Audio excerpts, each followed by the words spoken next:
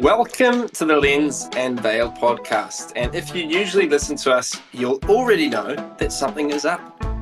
I'm not asking a weird question. And not to worry, I'll instead ask a bunch of them. Anyway, from time to time, we want to have a special episode doing something a bit different, while still focusing on board game design.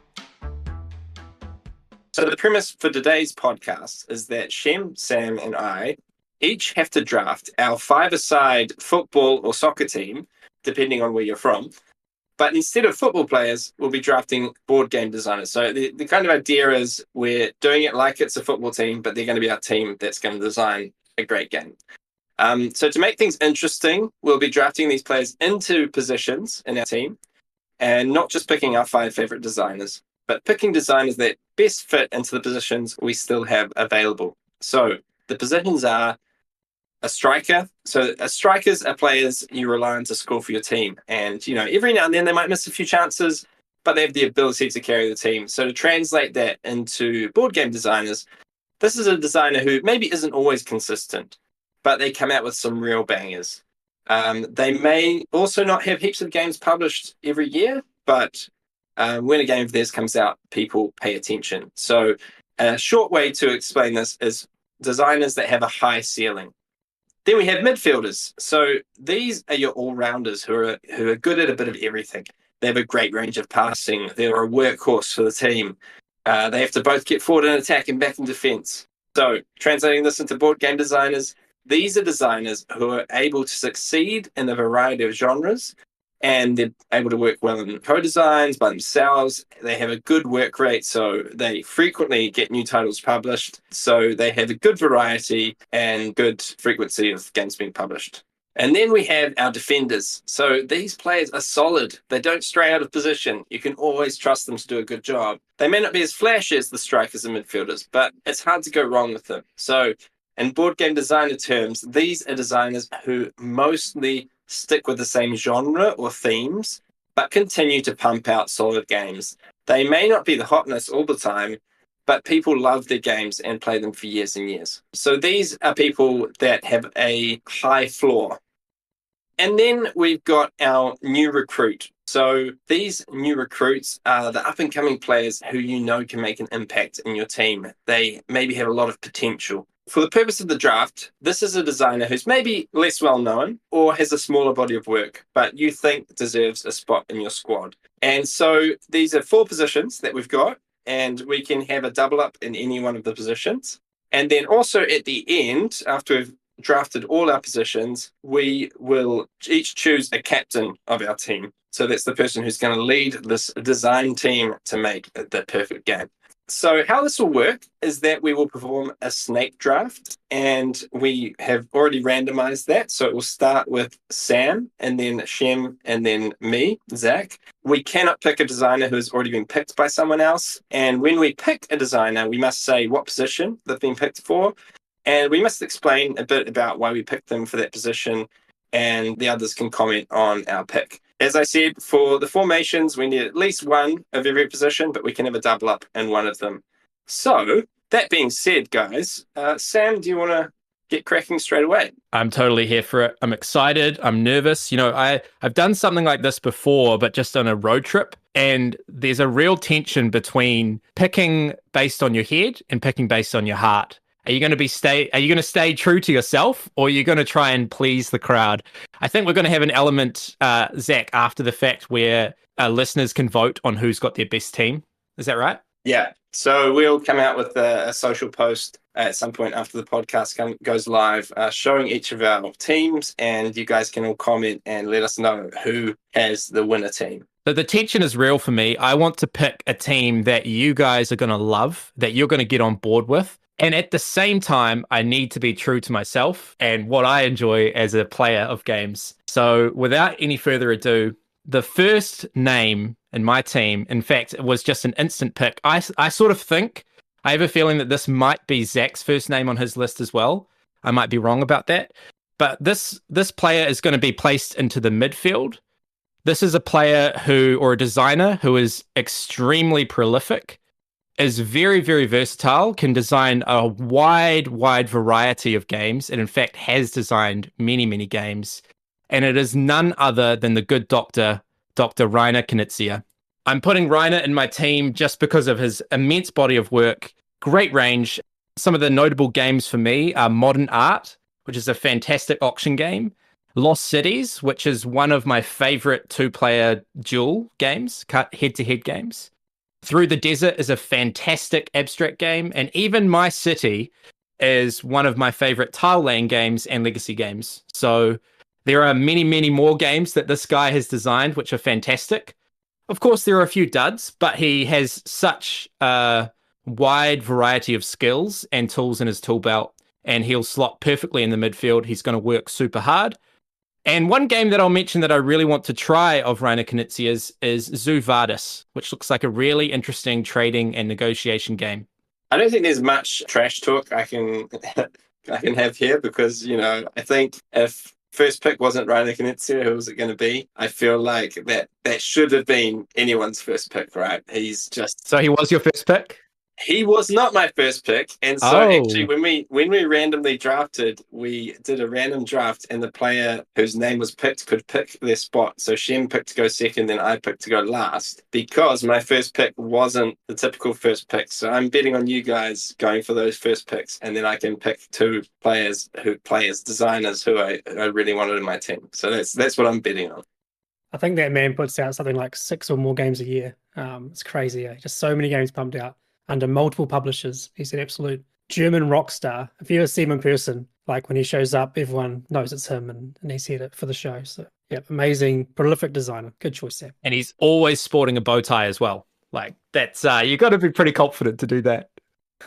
Love it. This is tough, real tough. So I've got to choose which one I think will be the one that might get sniped. It's pretty hard. I've got some good backups though, so I should be fine. Oh man, this is really tough. I think I might. Let's start out with a defender, I think. So someone who's very good at what they do. Sam's shaking his head.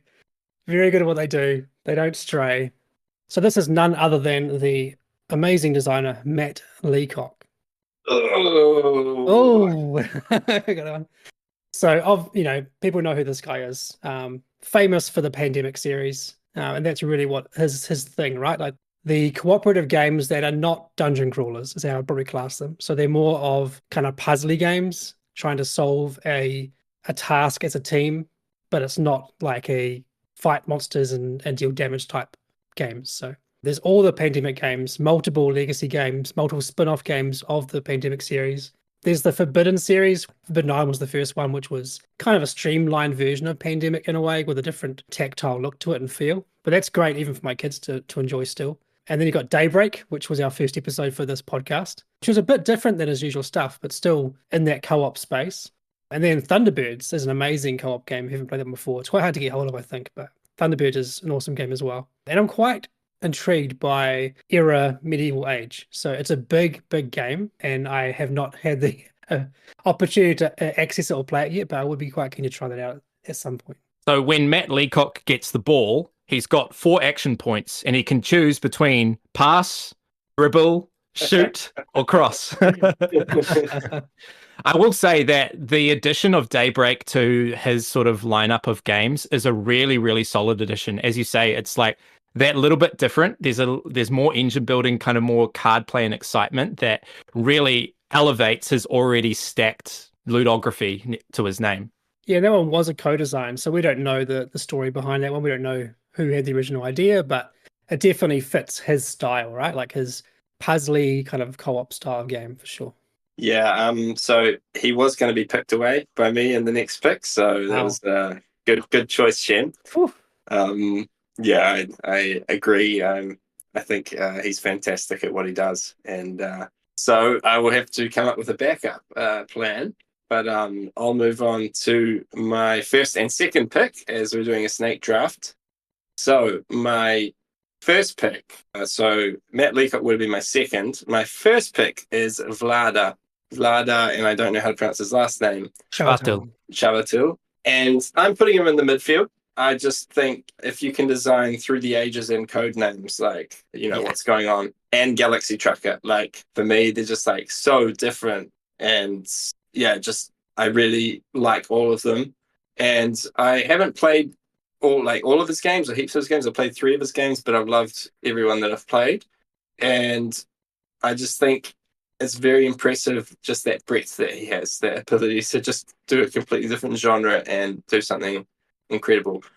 I think one of his games that I'd really like to play actually is Mage Knight. I know it's a beast and it might be dated. I don't know. It came out a little while ago, but it does kind of interest me. And I know that a lot of solo gamers talk about it as one of their favorites as well. So Vlad is going straight into my midfield. So Vlad is really like the epitome of a midfielder in this draft. He is probably the most versatile game designer that I can think of. Like, as you say, Mage Knight, amazing kind of solo, very heavy. You got Through the Ages, you've got Real-Time Galaxy Trucker, you've got Codenames. Man, that is like, he really is the epitome of kind of just versatility in game design. Yeah, and he hasn't released anything for a few years because he's been working on the Codenames app over the last several years, which has brought Codenames to another level from what I understand. I haven't played it. But I'd be really interested if he comes out with another board game at some point. I'd be super hyped. I think that's why his first pick is, because if I see another game come out with his name on it, I'm going to be very excited to get to play it. And who knows what sort of game it's going to be, So I'll move on to my second pick. Now that Matt Leacock has been picked away, I'll pick who I had in third place as I come up with a backup for my second pick. So I'm going to go in with my striker, and I'm going to pick Wolfgang Warsch. Okay? So this guy has done Quacks, as it's called now, the Quacks of Quedlinburg. The Mines are the two games that I've played of his, but other notable titles, That's So Clever and Wavelength. So I haven't played, as I said, the same as all these guys, I haven't played everyone's games, but I've played a couple of this guy's games and I thoroughly enjoyed them every time I've played them. And, there's plenty I haven't heard of when looking through some of his games, or that haven't done so well. But when he gets it, he gets it. Like, Quacks is fantastic. It was a real hit. And you can see that with this new edition coming out as well. The Mind and Wavelength, as kind of like smaller filler party games, have been very popular. Like, I could have put this guy in the midfield as well, but I feel like kind of how much of a hit these games have been, I think kind of with bigger audiences as well, makes me want to put him in attack. So that's my second pick. Yeah, he had a massive year with the Spiel Jahres, right? Like 3 nominations or something like that. Was crazy. Was The Mind, it was, what ones did you say before? Schon Clever and Quacks all in the same year. Was all in just the same unreal. year. It's so impressive. So it's going to be interesting to see like how consistent he can be. He's a younger guy, I think, from memory, and obviously very fresh at that point on the scene. Like, was this just a back collection of games he was ready to launch, or is he just pumping out lots of games? So yeah, I think he may end up being a midfielder as well. I think I kind of agree with that, Sam. But like, he came out like as an attacker from the start for sure, like very strong. So also, Taverns of Teflon Foil is a great game as well. One of my favorites of this. Apologies to any Germans. That's the one I'd really like to try, which I haven't, out of kind of his lineup. So I think one of the things that's really impressive is we have a lot of new designers that come out with these real crazy like breakout hits that are amazing games. Like, I'm talking like the Ark Novas, Lost Ruins of Arnak, games like that. These are incredible games from new designers, first-time designers. But something that's even more impressive to me is someone like Wolfgang Warsch, who come out with these new games that are so innovative. So like Lost Ruins of Arnak and Ark Nova, fantastic games, but they are doing things that we have seen before, and I guess in slightly fresh and new ways. But this guy, just like The Mind, that's, some people don't even think it's a game. I know a lot of people don't like it. Or Ganz Schon Clever, the way that really contributed to the craze of Roland Wrights, and then the bag building of Quacks of Quedlinburg. To be able to innovate in such a way like that, I think is really impressive and very rare. For sure.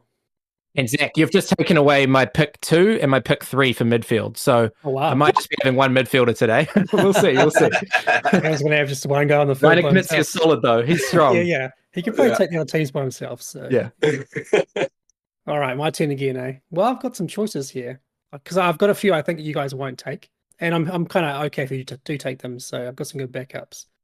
I'm going to go with my new recruit next. I think this one was a bit easier for me. There's actually 2 that made my list. So who knows? Maybe I'll have 2 new recruits. We'll find out. But this is a very I wouldn't say very, very new, but quite new, last 6 years or so, designer from Brazil, and had a breakout hit 5 or 6 years ago with cartographers. That is Geordie, I want to say Aden or Adan. I don't know how to pronounce his last name, but we'll say it's Geordie Aden for now. Very fresh designer and quite young, I think. But cartographers is just an amazing, flip and fill, roll and write kind of style game, which did it win the Spiel or nominated at least? I can't quite remember, but it did very well years ago for that. And last year he released Stone Spine Architects in that same world from Thunderworks Games, which was also, I thought, an amazing game. Like, not like top tier, play it fresh my life kind of game, but like very well designed and very well polished game. So, and that's the only two I've played. Like, he hasn't got a big lineup of games, but he's had some early success for sure.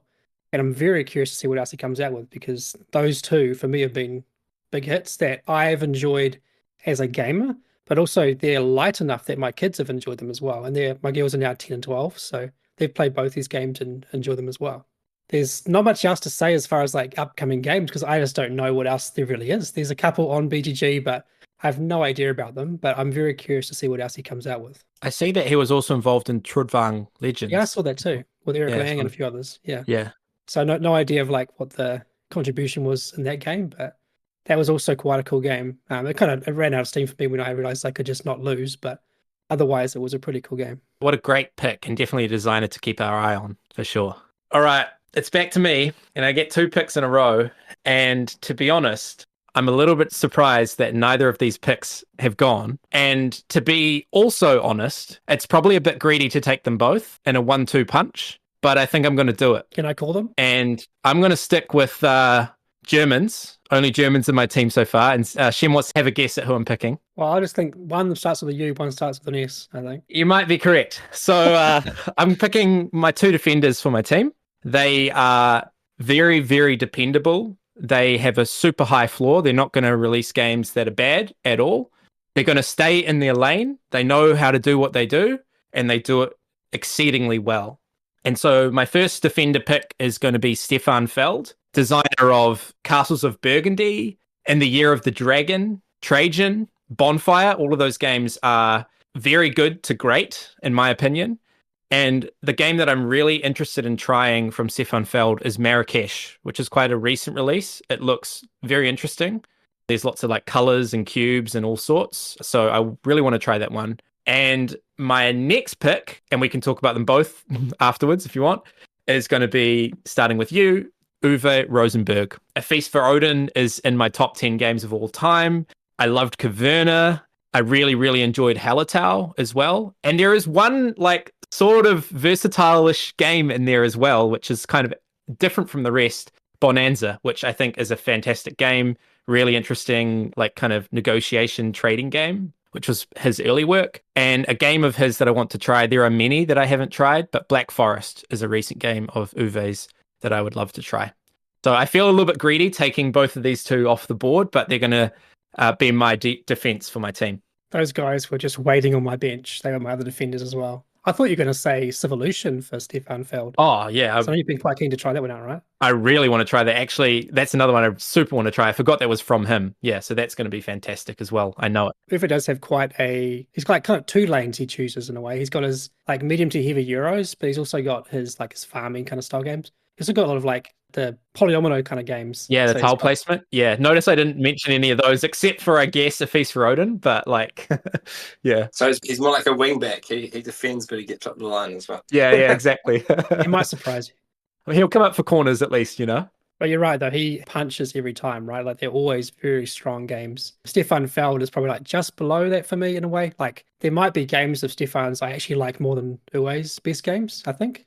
But so he's kind of, in a way, he has bigger highs and bigger lows for me than Uwe, but Uwe is very consistent and just constant bangers. But they are, like Matt Leacock, they do riff a lot on his previous work. So, obviously Agricola to Caverna is the real obvious one, but even like Fields of Arle versus Knutsford versus Glass Road, like they're all kind of doing a very similar thing a lot. But he is very, very good at doing it. So one of the games that surprised me about Stefan Feld was when I played In the Year of the Dragon, where I've never felt so beaten down by a game that wasn't a co-op. and I loved it. Like, I really loved just the constant feeling of getting crushed by the game. I don't know. Something about that game is really special and isn't standard Euro fare for a competitive game. Crazy thing preparing this podcast is I realized I've never played any of Stefan Feld's games. So that's pretty bad, eh? We've let you down. So I don't know. I think tomorrow we have to play one. That's back to me. Whoa, I've got 2 of my ones so far, but Sam has sniped 2 that were on my list, so well done, Sam. I think I might come out with my striker next, because the midfield, I've got a few options. There's a lot of good midfielders out there.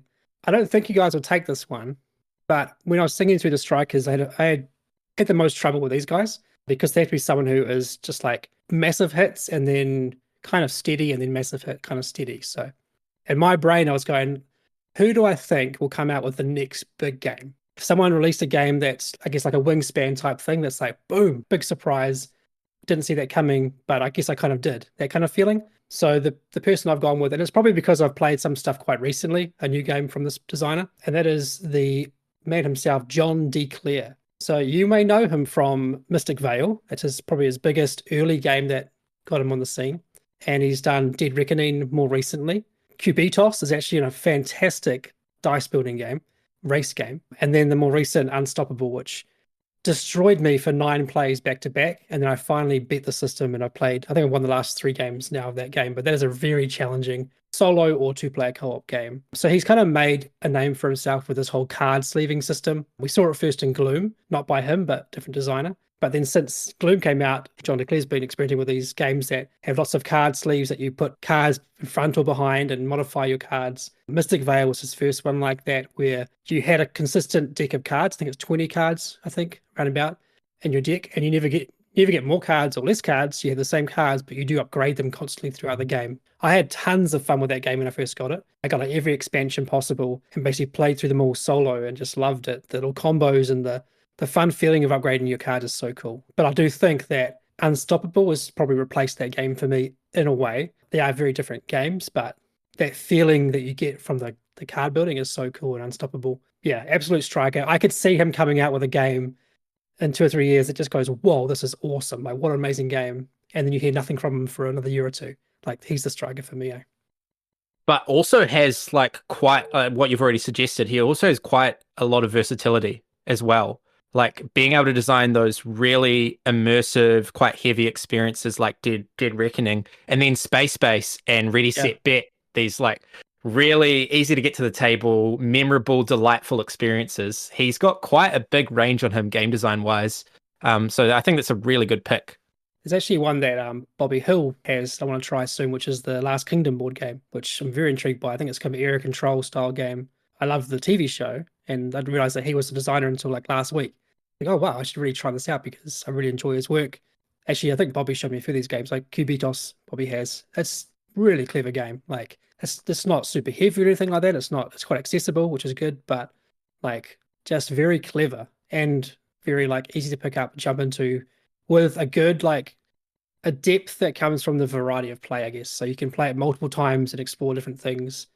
It's not super deep, like it's not going to burn your brain or like get you engrossed in it, but like the variety from game to game is very cool in what he does. And I've only played Dead Reckoning, I think it was 1.5 times, both times at Wellicon with our friend Ben, but also very clever. Unstoppable is awesome. So if you like solo games that beat you down and you try and figure out how to do well, it's a great game. All right, we're back to me.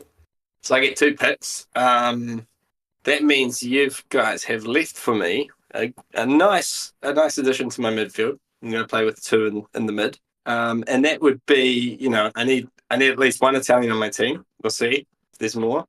Simone Luciani.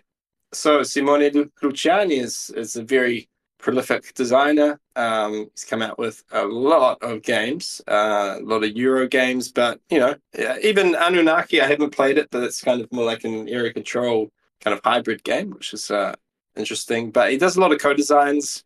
Some of the games I've played of his is like Rats of Wistar, Mesos, Darwin's Journey, Gollum, just all like generally solid games, interesting design, a good time. So yeah, that's who's on my team. So one of his games that I'd be interested in trying would be Anunnaki because ever since I saw that on BGG, I was interested in trying it, but I've never had the opportunity, even though I did sit next to the co-designer of Anunnaki, Danilo Sabia, while he was explaining it at a convention and I was explaining Chaos Order. So unfortunately, I didn't get to go across this table. And with that, you've taken out my last possible defender. You put him in the midfield. Yes! Nice. Looks like you're just playing with one defender. Yeah. He was my next pick for a defender. I was assuming I was going to pick him with one of my Germans being taken away, but that's a very good pick. And Shem's going to tell you you're wrong about the game you want to try. Well, not wrong about that, but what should be the number one that you want to try is Zolkin, because you have not played that yet, and we need to show you Zolkin. So it looks like tomorrow we're going to play Zolkin and Castles of Burgundy for Zach's education. Sounds good to me. Have you played Nucleum as well? No. Yeah, a lot of co-designs that way. That's another thing with Simone. It's like we don't know the story of who did what and who gave the game, but he's always involved in solid like Euro games, regardless, either as the main designer or the co-designer. But yeah, who would co-design games? Okay, so the reason I put him in midfield is because I think, he's obviously known as the Euro guy, but Anunnaki is a hybrid game, like a lot of combat in it. And Mesos, which I mentioned, is a recent game that came out with him. It's a co-design, obviously, but it's like a little card drafting game. It's like a little kind of card game. It's a light game. So yeah, I don't know. I think he's got a few more things in there than just medium to heavy Euros. But I could have drafted him into defense as well. But I like to play with two midfielders. What can I say? And also, I think the fact that he does all these co-designs, he works well with people. That's what you want from a midfielder. You want them to work well together with the team. Nice. And your next pick? So yes, sorry, it's me again. And my next pick is. I need to choose between my defender or my new recruit. I think I will pick my defender. I don't think there's too much of a chance that you guys pick him away, but there is a slight chance that Sam could pick him. And so that is Christian T. Peterson, and he's going straight into my defense. Christian is the designer of Twilight Imperium, A Game of Thrones, Rex. So I had to put this guy in here. Unfortunately, I haven't actually played that many of his games, but I would really like to play a lot of his games, all of his games. You guys weren't big fans of TI4 when you played it, but I just loved it. I loved the experience, just how expensive it is and how crazy it is. And I'd be really keen to check out more of this guy's games. And I know, for example, like this added to me wanting to pick him. I know that he was involved in Rex Final Days of an Empire, which was a big inspiration for Sam when we were designing Chaos Order. So although I haven't played it, Sam talked a lot about it in the design process and the things he liked about it as an area control, as a dudes on a map game. I know it's inspired by Dune as well. That's kind of like a reskin of Dune, but I needed to get an area control guy into my team, and this was the one I decided to go for. And so he's going into my defense. I find that interesting you're putting him in defense. He sort of strikes me as a striker. That kind of like very memorable games that could be absolute, like someone's favorite game, but not necessarily consistent or staying in their lane the whole time. I don't know. I'm intrigued by that decision to put him in defense. I feel like he might have a bit of a leaky defense for my team to score through. Yeah, I think it was more inspired by the fact that he kind of stays in that genre. He goes for these sort of area control games. That seems to be most of what he makes. So like they're well thought of. Like A Game of Thrones as well was a well thought of game in terms of an area control game. Obviously, Twilight Imperium is what it is. And yeah, I don't know. So that's my reasoning. You're right. Maybe you guys would switch around positions of my players, but I just see them playing in this formation. What can I say? Cool. My number 4. Well, I feel like I should go midfield now because I've got one of each of the others now. So I could honestly, I've got 3 that I could jump between, and they are all amazing. So it's really like, do I flip a coin? I don't know, but I think I might just go for some Oceania pride right now and just lock in Phil Walker-Harding, absolute legend of a midfielder. Nice. This guy pumps out consistently solid games, very much, well, mostly in the kind of medium weight, light to medium weight space, but some do get a bit heavier. But he just knocks them out like every time. But there are some that I've played of his that weren't like my favorite game ever, but I recognize a good design, basically. So Sushi Go made him big. I think that's the first game that really put him out there as a big designer because it's got such a massive appeal. It's in that kind of code name space of accessibility. And as a product, it's very easy to sell, I'm assuming. But some of the great games at Barren Park, really good tile lane game. Gizmos, very cool engine building game with marbles. Imhotep is still one of my favorites. Like, that'll probably be in my top 50 for a long time, just because of its simplicity. Obviously, the theme appeals to me, but also just like simplicity of rules with still a good interaction and tightness to the game. And one I haven't played, but I think Bobby Hill, speaking of him again, has got this game, so I'm quite keen to try it soon, is a new one called Cities, which I think might be a co-design. And he has done quite a few co-designs with other Australian designers and all around the world as well. So yeah, absolute legend. Yeah, it's a great pick. Super versatile, like really clever. And he's so good at making simple games that are still super innovative and like interactive and stuff. That takes a lot of genius to make such simple games that are really clean but super fun. Yeah, he was definitely in my backup midfield selection. Just that kind of like Sushi Go. I played that game before I even really got into board games kind of thing. Like, that had such a wide reach. And then recently you guys got me to play Imhotep, which was pretty fun, very clever. So yeah, great pick. Shem? I've got my top 4 done. Like, these are my first in each category. My top number 1 was... You're smashing it. I locked it in. No one picked them away from you. Smashing it. All right, that's good. So I've now decided on my formation. The formation of my team is going to be 2 on defense, 1 in the midfield, like a workhorse, and 2 up top. So we've got a 2-1-2 formation. I think it's going to be really solid. So I'm going to draft my 2 strikers now. I'll talk about one at a time. So this was the part that gave me the most grief. There were a lot of different names that I could put on here. And I don't know if you guys are going to allow me to do honourable mentions for striker picks now or not. Because I feel like I've let these people down. I feel like there's some people that I've let down by not putting them in here. But there's a reason for it. So my new recruit, and they are going to be placed in the striker position, is a designer who, from what I can tell, has only designed 1 game. And normally I wouldn't think that this is that interesting for a discussion about game design because we can only talk about 1 game of theirs. But this was such a standout game that to me showed such signs of a great game design brain. There is amazing interaction. There is fantastic engine building. There is beautiful asymmetry in this game. And it's a very, very unique premise. And so the designer is called Tosetti Dijkman. And the game that Tosetti has designed is called Sidereal Confluence. And to me, it is a game that not only impressed me so much as a player, but also as a designer. There are so many nice little tricks and things that he did. And for a game that is really big and super ambitious, it's actually kind of elegant. I know that's a ridiculous word to use, but there's a simplicity to teaching the rules. The rule book isn't that long, and there's some really cool aids, player aids for that. So the reason this person's going up top is his ceiling is super high, and obviously with just this 1 game has designed games that I think could be people's favorite games.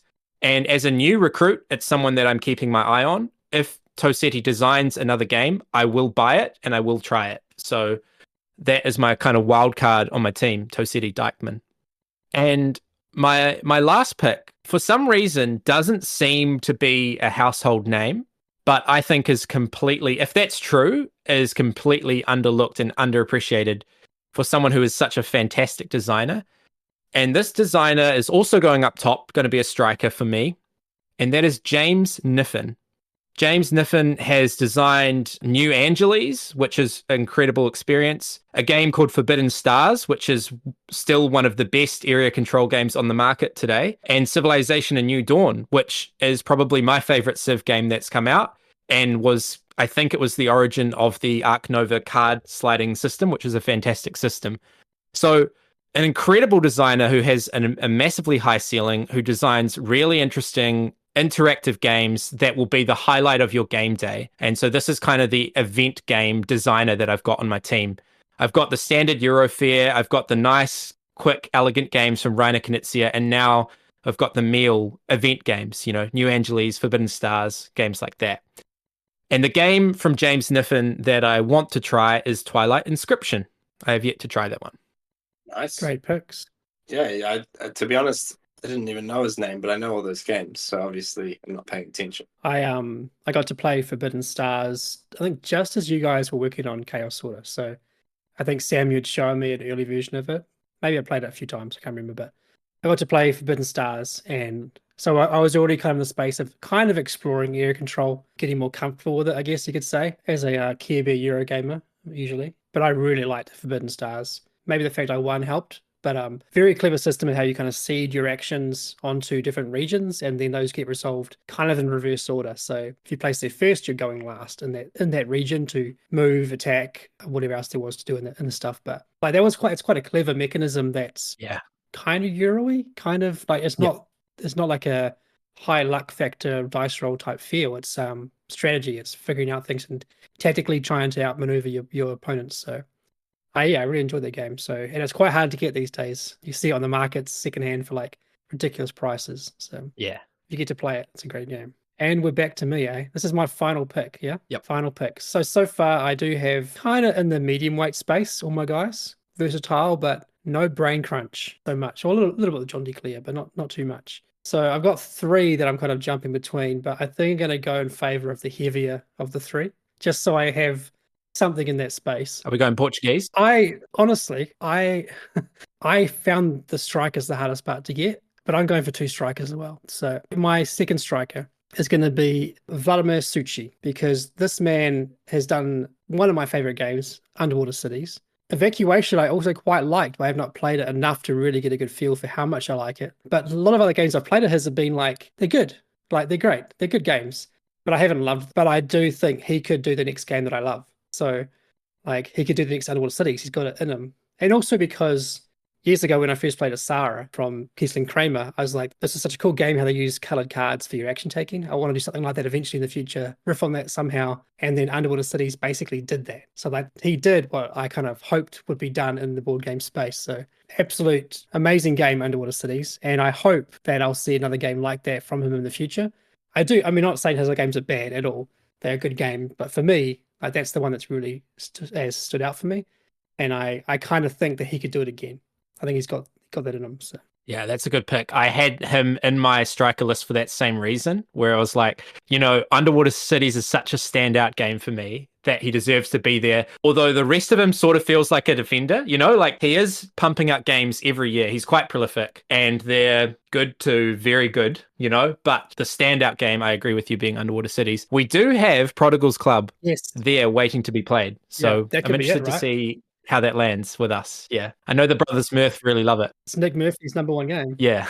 Yeah. So I need to bring in a new recruit into my team. That's what's missing. Picking it last. So actually, I'm going to pick the other half of Daybreak, which is Matteo Menapace, an Italian name. I think he's an Italian designer as well. Managed to get two of them into my team. So the only game he has designed, or this published design, is Daybreak. But I'm going off the fact that I think the only way that he would have got to work with Matt Leacock is if the original design came from him. Generally, that's kind of how it works. If you're a newbie and you get to work with an established designer, or like a top designer, and Matt Leacock, he probably kind of had the original prototype, I imagine, that got developed together. I'm just reading into it. I don't know this for a fact, but I really enjoyed Daybreak as a co-op game. I really enjoyed it. It's probably at the moment it'd be my favorite co-op game, definitely. And so, I think it's just pretty impressive as your first game, and I think it's made a pretty big impact. And so that's why he would be the new recruit in my team. I really wouldn't know what position to put him in because he's only got one game out, but it was a pretty good first game, so I could put him up top as a second striker. So this is your way of saying, right, so you really wanted Daybreak and Shem took away Matt Leacock from you. So this is your way of saying, I can have Daybreak too. We can share it. It's a bit cheeky. Yeah, I had Matt and Matteo in my original lineup. So I was going to put Matt in defense and Matteo in attack, How about that? I did have a backup new recruit, but maybe we can talk about some of our honourable mentions. Now I think we've all got 5, right? All right, Sam, so give us your 5. Tell us again, just remind us what your 5 is. Strikers, midfielders, defenders. Yeah, cool. So up top, I've got James Niffen and Toseti Dijkman. In the midfield, I've got Reiner Knizia. And in defense, I've got Stefan Feld and Uwe Rosenberg. What a team. I'd sign that team. They can make a game for me. That's great. My strikers are John Declare and Vladimir Succi.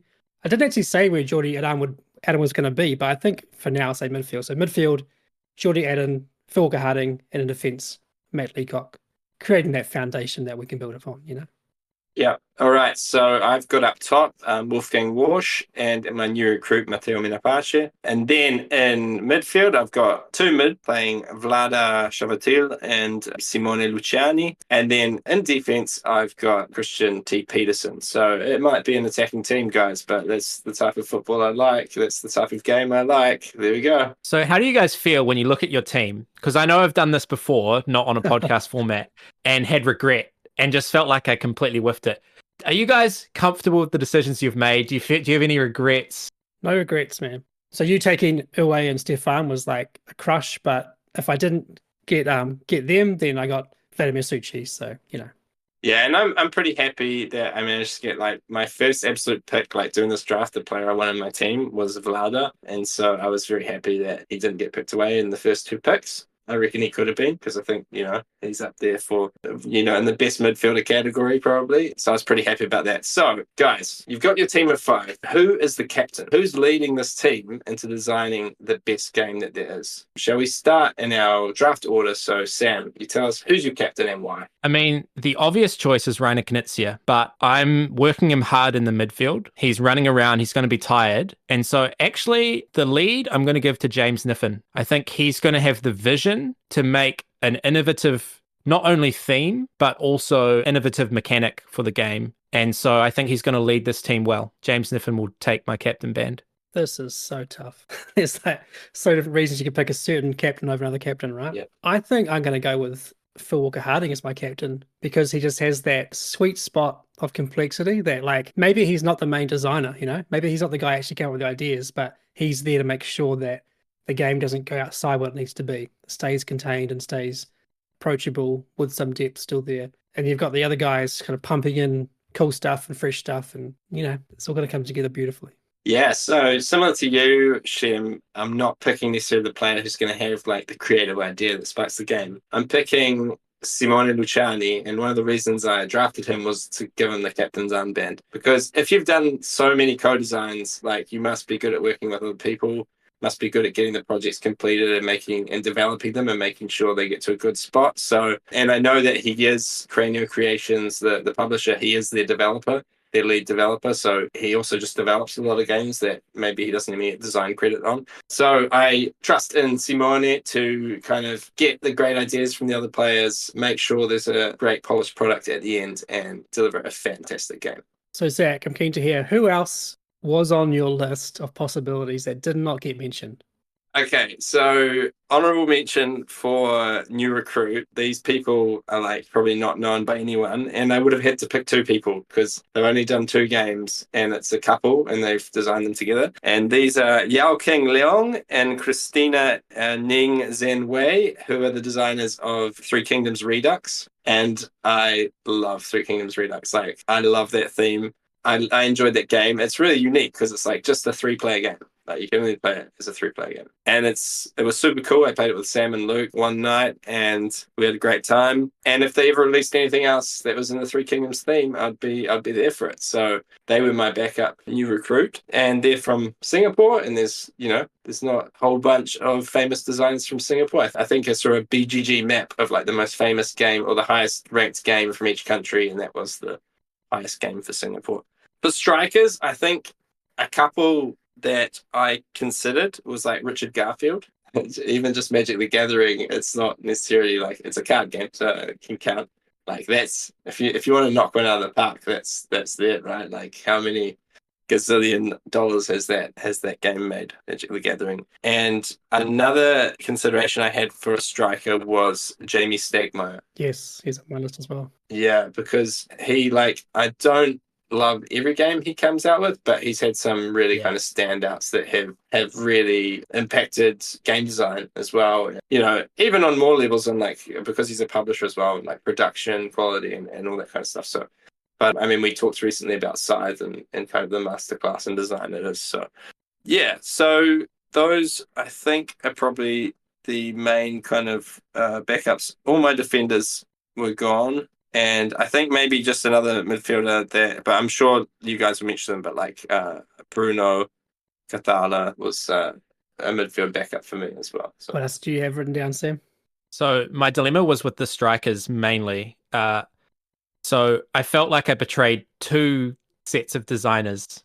And the first one was Helge Ostertag and Jens Drogmuller, designers of Gaia Project and Terra Mystica, which for me are GOAT games, like best of all time realm, fantastic games. And they are different enough from each other. Like I find them to be quite different, and yet they sort of are using the same system. And so I don't know if I credit them for two games or one with that. And that's pretty much all they've done.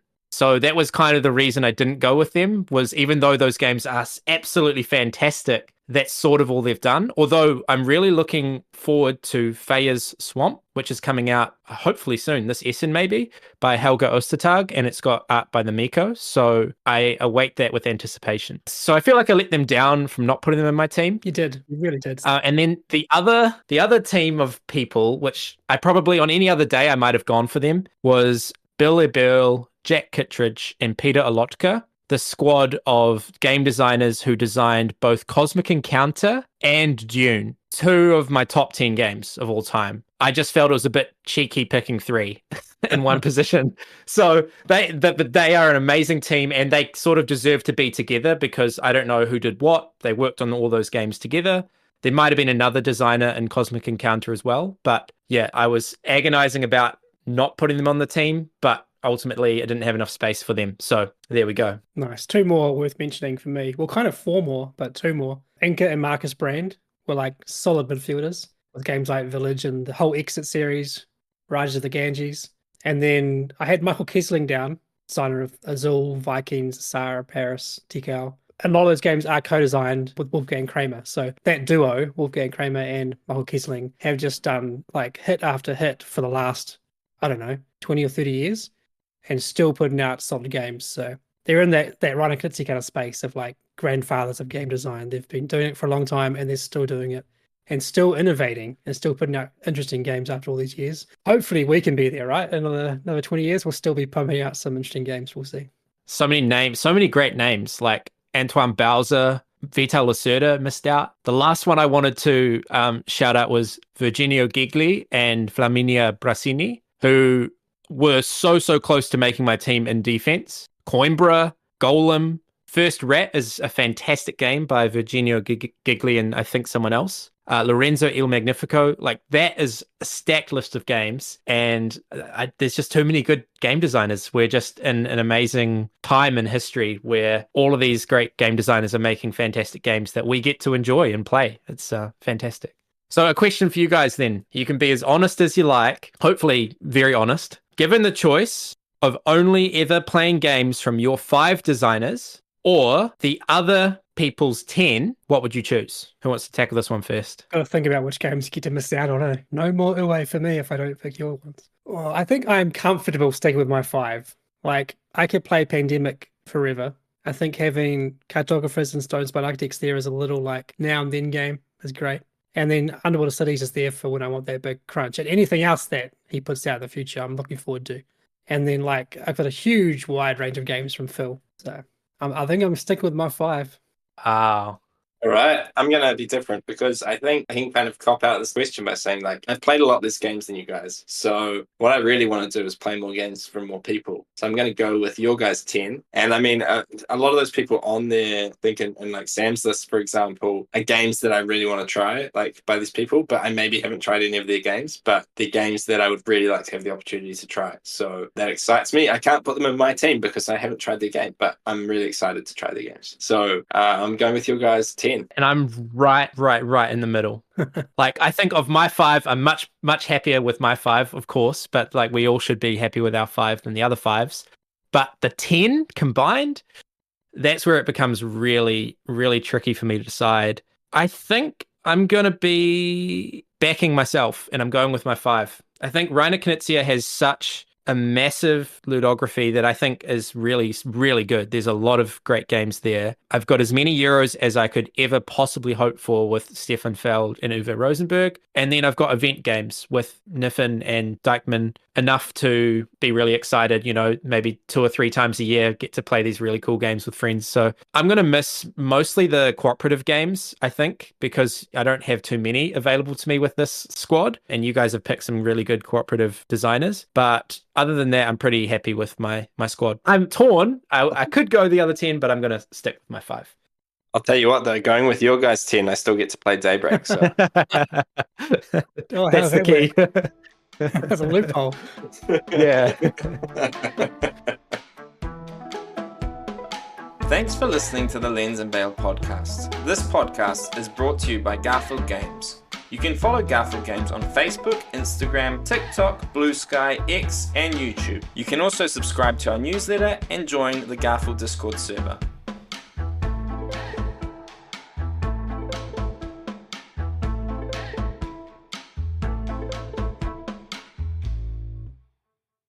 Chrissy just messaged me on Discord. She was like, if you take Draftosaurus people, you get 4 for 1. And then she's like, you could also take Bruno, but not specify which one, and therefore get both.